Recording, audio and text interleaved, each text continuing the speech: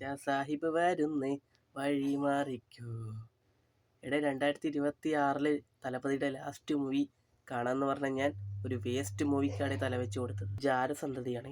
അതായത് നമ്മുടെ ആദി പുരുഷന് രാധേശ്യാമിൽ മേ ബി പിന്നിൽ നിന്ന് കളിച്ചത് ആ ഇന്ത്യൻ താത്തയും ആ തഗ് ലൈഫിലെ ആ പേട്ടത്താത്തയായിരിക്കും.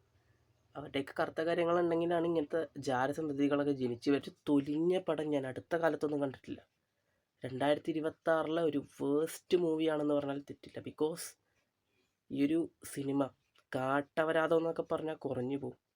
അമ്മാതിരിയാണ് ഈ സിനിമയിൽ പണി വെച്ചേക്കണത്. നിങ്ങൾക്ക് ആരോടെങ്കിലും ദേഷ്യം ഉണ്ടെങ്കിലോ ആരോടെങ്കിലും വൈരാഗ്യം ഉണ്ടെങ്കിലോ നിങ്ങൾക്ക് ഈ ഒരു സിനിമയുടെ ടിക്കറ്റ് ഫ്രീ ആയിട്ട് കൊടുത്തിട്ട് അവനെ ആ തിയേറ്ററിലോട്ട് പറഞ്ഞയച്ചിട്ട് ആ തിയേറ്റർ പൂട്ടിയിട്ടിട്ട് വരണം. അല്ലെങ്കിൽ അവൻ ഇറങ്ങി ഓടും. അത്രയുണ്ടേ ഈ ഒരു സിനിമയിൽ. ഒരു ഹൊറിബിൾ 3-3.5 മണിക്കൂർ അനുഭവിച്ച് 3 നായികമാരുണ്ട്. എന്താത്തിനോന്നോ എന്തോ. പിന്നെ നമ്മുടെ പൊന്നുമോ പ്രഭാസ് ഉണ്ട്. പിന്നെ ഒരു പരട്ട കിളവി മുത്തശ്ശിയുണ്ട്. പിന്നെ സഞ്ജയ് ദത്ത് എന്ന് പറഞ്ഞ പുള്ളിയുണ്ട് വില്ലനായിട്ട്. അത് എന്ത് കോമഡിയാണ്. നമ്മുടെ പ്രേതം വന്ന് ഇക്കിളിയാക്കി പോലും നമ്മൾ പേടിക്കത്തില്ല. ഇതിൻ്റെ ഹൊററിൻ്റെ ഇടയിൽ കൂടി റൊമാൻസ്. അണ്ണനും വിത്ത് 3 നായികമാരെ വിശ്വസിച്ച് സിനിമ കാണാൻ പോവാന്നുള്ളത്. ഇനി പോവുകയാണെങ്കിൽ തന്നെ കൽക്കി 2 എന്ന് പറഞ്ഞ സിനിമയ്ക്ക് പോകും. ബിക്കോസ് ഓഫ് ആ മേക്കേഴ്സ്. ഒരു മേക്കേഴ്സിനെ വിശ്വസിച്ച് മാത്രമാണ് പോകുന്നത്. പിന്നെ spirit because of Sandeep Reddy Vanga.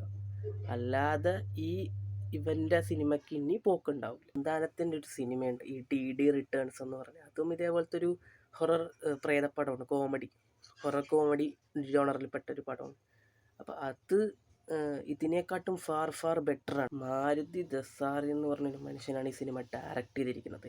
ഏത് നാറിയാണവൻ. താങ്കൾ എങ്ങനെയാണ് ഈ ഒരു അപരാധം ഡയറക്റ്റ് ചെയ്ത് വെച്ചിരിക്കുന്നത്? ഇതിൻ്റെ സ്ക്രീൻ പ്ലേ എന്നൊക്കെ പറഞ്ഞാൽ ഒരു കുണച്ച സ്ക്രീൻ പ്ലേയും സ്റ്റോറി എന്നൊക്കെ പറഞ്ഞ ഒരു കണ്ടിന്യൂറ്റി ഇല്ലാത്ത സ്റ്റോറിയാണ്. ക്ലൈമാക്സ് എന്നൊക്കെ പറഞ്ഞാൽ ഇറ്റാച്ചി, ഹിപ്നോട്ടിസം, നമ്മൾ ഹാലുസിനേഷൻ, മിത്ത്, ഫ്രിക്ഷൻ, ഇതൊന്നും നമ്മൾ കണ്ടിട്ടുള്ളതൊന്നും ഞാൻ പറയുന്നില്ല, പറയാൻ ആഗ്രഹിക്കുന്നില്ല. നിങ്ങൾ സിനിമ കാണുക, നിങ്ങൾ പോയി അനുഭവിക്കുക. അപ്പോൾ നിങ്ങളുടെ വിലയേറിയ അഭിപ്രായങ്ങളൊക്കെ കമൻ്റായിട്ട് രേഖപ്പെടുത്തുക. ചാനൽ സബ്സ്ക്രൈബ് ചെയ്ത് പരിഗണിക്കുക, ലൈക്ക് ചെയ്യുക, ഷെയർ ചെയ്യുക. പോട്ടെ.